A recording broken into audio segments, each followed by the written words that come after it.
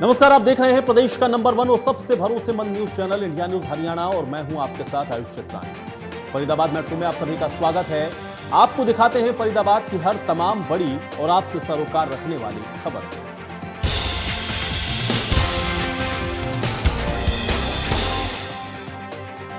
और metro news Faridabad की शुरुआत हमेशा की तरह बड़ी खबर के साथ करेंगे, तो बड़ी जानकारी आप तक पहुंचाते हैं। कोरोना अपडेट आप फरीदाबाद का जानें।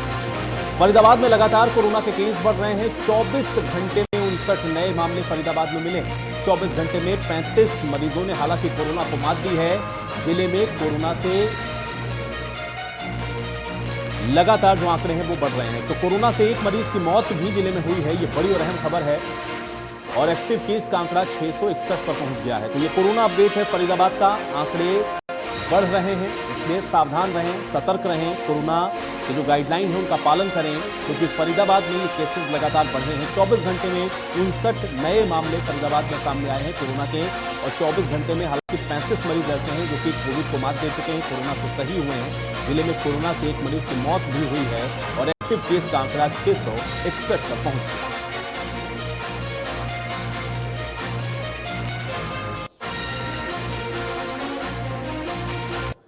प्रतला विधानसभा क्षेत्र के गांव पनहेरा खुर्द में आयोजित धार्मिक आयोजन में कल मुख्यमंत्री मनोहर लाल, उत्तर प्रदेश के मुख्यमंत्री योगी आदित्यनाथ शिरकत करेंगे।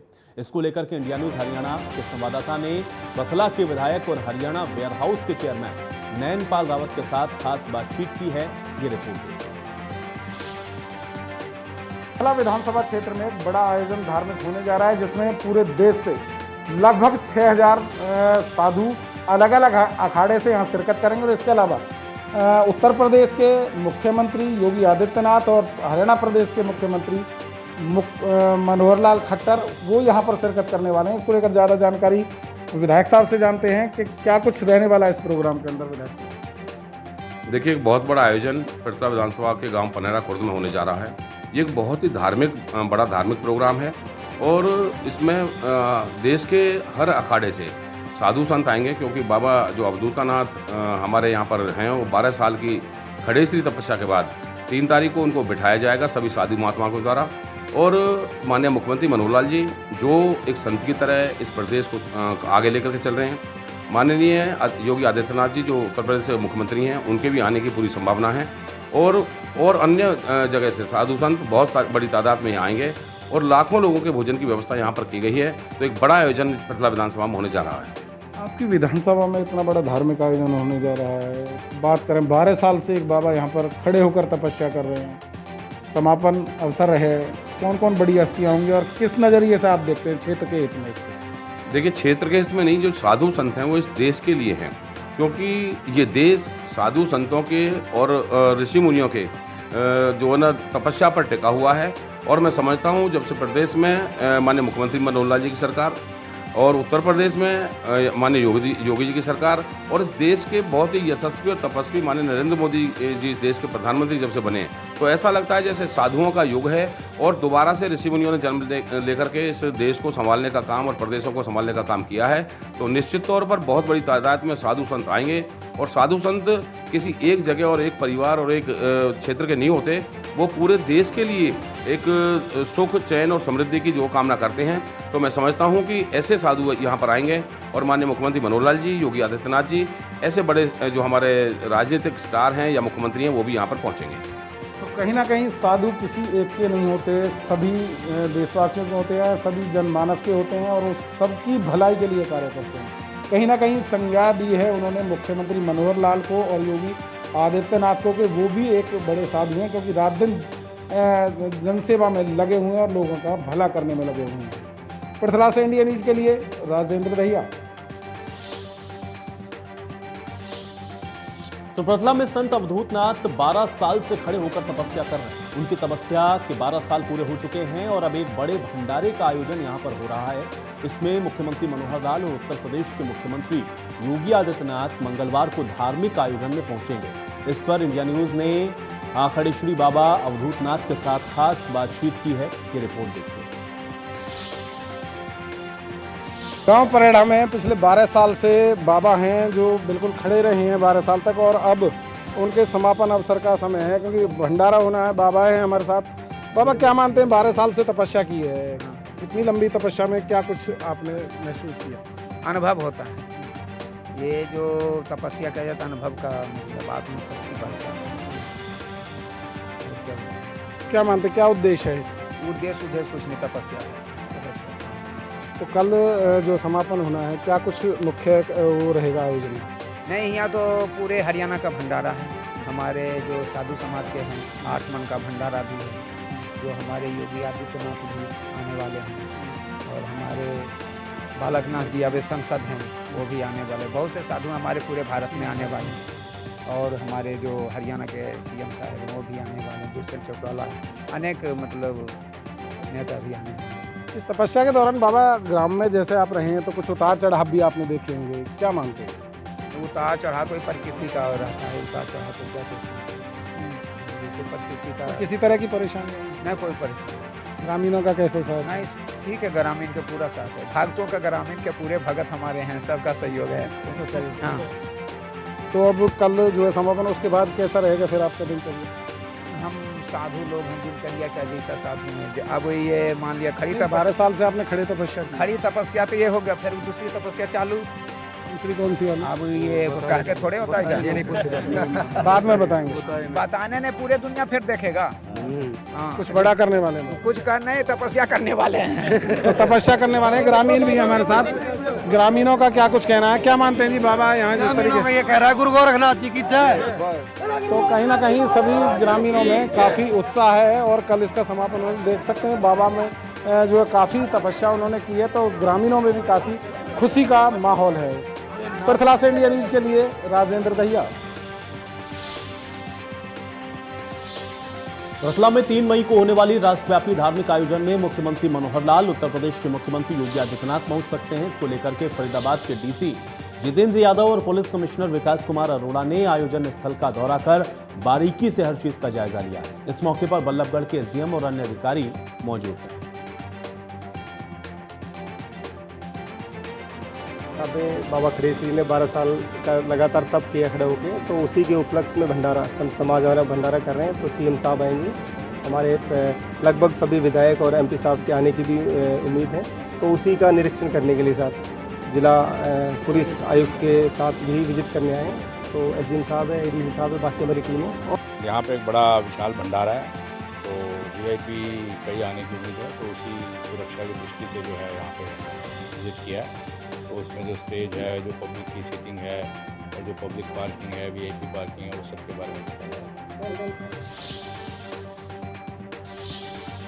फरीदाबाद में बिजली की कमी के चलते लगातार चल रहे कट से वर्कशॉप मालिक को आर्थिक तौर पर भारी नुकसान उठाना पड़ा है। अब कटों के चलते वर्कशॉप से कंपनियों के ऑर्डर पूरे नहीं हो रहे, और इस कारण कंपनियां ऑर्डर रद्द कर रही हैं। इसके साथ ही खाद्य पदार्थों की पूर्ति भी नहीं हो पा रही है, क्योंकि दिन में लाइट चली जाती है, शाम को आती चली जाती है, आती चली जाती है। तो फिर अब ग्राहकों को परेशानी हो रही है, जो ग्राहक अपने आते हुए जा रहे हैं, सुबह फिर गेहूँ रख के जाते हैं, फिर शाम को उनको टाइम देते हैं हम। तो आज का टाइम किसी बात है, परेशानी झेलनी पड़ती है, लेबर को बहुत ही ज़्यादा दिक्कत आती है। कई बार तो 2-3 बार कट लग जाता है, और कई बार तो ऐसा भी होता है कि 10 बजे जाती है और शाम को 5 बजे आती है। बिल्कुल पड़ता है जी, लगभग 3-3 घंटे के कट बार दिन में लग जाते हैं जी। काम बिल्कुल भी अच्छी तरीके से नहीं हो पा रहा, और जो है वर्करों को खाली बैठना पड़ता है बिजली के बिल कटों के कारण। प्रभाव तो ऐसा है जी कि सुबह 2 घंटे कट जाती है, फिर दोपहर में कट जाती है, लेबर बैठी जा रही है। इससे हमारा तो नुकसान हो रहा है, नुकसान काफ़ी हो रहा है, बहुत ज़्यादा नुकसान हो रहा है। पर डे का हो रहा है, 1000 रुपये नुकसान हो रहा है पर डे, 1000 रुपये। बहुत ज़्यादा समस्या आ रही है जी, बहुत ज़्यादा परेशानी आ रही है। जनरेटर भी चलाते हैं तो हमारी बड़ी मशीनें तो चलती नहीं है, छोटी मशीनें चलती हैं, उससे कोई गुजारा नहीं होता। पार्टी को टाइम से माल नहीं दे पा रहे, पार्टी परेशान कर रही है, पेमेंट रोक रखी है, बड़ी दिक्कत आ रही है बिजली की वजह से। लाइट 1 घंटे आती है, 1.5 घंटे गायब, 1 घंटे आती है, 1.5 घंटे गायब, पूरे दिन पूरी रात यही चलता है। बहुत ज़्यादा परेशान, ना तो काम हो रहा, लेबर को बिठा के तनख्वाह दे रहे हैं, ना कुछ हो रहा। सर बिजली की समस्या के बारे में पूछो मत, दिन भर बिजली बहती नहीं है, अगर आती है 1 घंटा आती है तो फिर 1 घंटे का कट लग जाता है। सारी प्रोडक्शन पूरी डाउन हुई पड़ी है, बहुत समस्या आ रही है। किस का काम है आपका? सर हम स्टील प्लांट के स्पेयर पार्ट्स बनाते हैं। गर्मी हो रही है, दूसरा काम धाम के ऊपर कितना फर्क पड़ता है? बहुत फर्क पड़ रहा है। पंखा कर रहे हैं हाथ से। अब आप यहाँ पे आटा चक्की पे क्या लेने आए हैं? तो झुलसती गर्मियों में बिजली कटौती से इलेक्ट्रॉनिक रेफ्रिजरेटर किसी अलमारी में तब्दील हो गए हैं। इसलिए अब लोग ठंडे पानी की प्यास मटके के पानी से बुझा रहे हैं। आपको बता दें कि मिट्टी में कई प्रकार के रोगों से लड़ने की क्षमता होती है और इतना ही नहीं, इसमें मौजूद कई लाभकारी मिनरल्स शरीर को विषैले तत्वों से मुक्ति दिलाने में भी मदद करते हैं। गर्मियों में मटके की बिक्री थोड़ी बढ़ी है।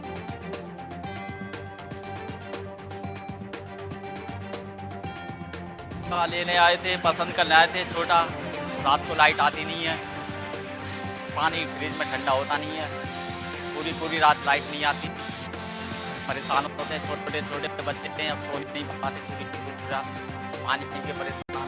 ठंडा पानी रहेगा और गर्मी में अब रात को मिलेगी पानी पीने से, और क्या है, इससे यही मिलता है, रात मिलती है, ठंडे पानी मिलेगा और गर्मी से तो राहत मिलेगी। लाइट में कट होता रहता है और इतना हो रहा है कि गर्मियों से हालत बेहालत हो रही है। गर्मी में बीमार भी पड़ रहे हैं, बच्चे भी, बड़े भी। और अब जो है मतलब ज़्यादा लाइट कटने से थोड़ा सा जो है मतलब मटकों की सेल बढ़ी है। तो जैसे पहले 10 बिकते थे, अब 15 बिक जाते हैं, इस हिसाब से सेल बढ़ जाती है और फ्रिज में पानी ठंडा हो ही नहीं पाता है। फरीदाबाद के गांव बादशाहपुर में सीवरेज ट्रीटमेंट प्लांट में काम करने के लिए नीचे उतरे 2 मजदूरों की दम घुटने से मौत हो गई। इसके अलावा एक मजदूर जहरीली गैस की वजह से बेहोश हो गया। इसको एक निजी अस्पताल में भर्ती करवाया गया। 2 मजदूरों के शवों को पोस्टमार्टम के लिए सिविल अस्पताल भिजवा दिया गया। पुलिस इस पूरे मामले की जांच कर रही है। तो फरीदाबाद में सफाई करते हुए 2 मजदूरों की मौत हो गई है। आपको बता दें कि गैस के चलते ये मौत हुई है। सफाई करने के लिए गैस के चैम्बर के अंदर ये उतरे और इस वजह से ये मौत हुई।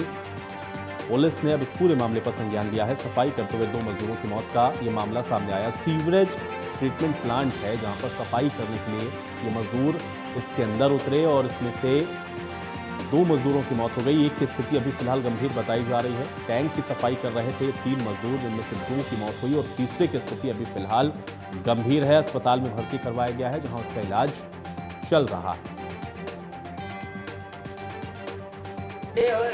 पहले मैं गया था नीचे। हाँ तो गैस बंद के घर में खड़ी है। हाँ अंदर बैठ कर हाँ। उसके बाद फिर गए। ये कौन गए? मुस्लिम जी। मुस्लिम जी। उस टाइम 3 थे जी। आप थे? हाँ। और ये 2 थे? मुस्लिम जी। और तीसरा कौन है जो QRG में? वो निरंतर। वो क्या है? वो तो ऑपरेटर है जी। वो ऑपरेटर है। ऑपरेटर को भी गैस लगी है? हाँ जी।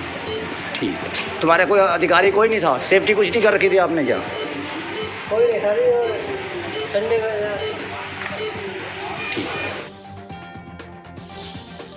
तो चलिए फिलहाल के लिए फरीदाबाद मेट्रो में इतना ही, लेकिन बाकी की तमाम खबरों के लिए आप देखते रहिए इंडिया न्यूज़ हरियाणा।